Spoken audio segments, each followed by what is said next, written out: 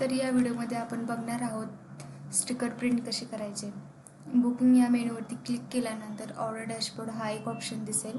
तिथे क्लिक केल्यावरती आपल्याला प्रिंट स्टिकर हे बटन दिसेल।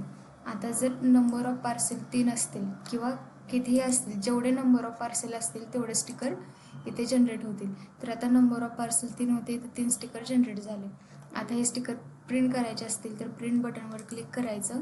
क्लिक केल्यानंतर इथे डेस्टिनेशनला जो काही तुमचा प्रिंटर असेल तो इथे कनेक्ट करायचा आणि मोर सेटिंगमध्ये A4 साईज पेज सिलेक्ट करायचं। जर तुम्हाला एका पेजवरती मल्टिपल स्टिकर प्रिंट करायचे असतील तर A4 size paper size use करायची आणि प्रिंट बटनवरती क्लिक करायचं।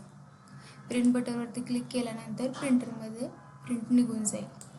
जर तुम्हाला सिंगल स्टिकर प्रिंट करायचा असेल, आता इथे नंबर ऑफ पार्सल 1 आहेत म्हणजे सिंगल स्टिकर प्रिंट होईल। तर प्रिंट स्टिकरवरती क्लिक केल्यावर इथं सिंगल स्टिकमध्ये आता हा डेल लॅपटॉप आहे, तर डेलच्या लॅपटॉपसाठी तुम्ही A6 हे पेपर लेआउट यूज करू शकता। किंवा जर तुमचा HP चा लॅपटॉप असेल आणि तुमच्या इथे जर युगाटा 4.413 हे जर सेटिंग असेल तर तेही तुम्ही यूज करू शकता आणि स्टिकर प्रिंट करू शकता।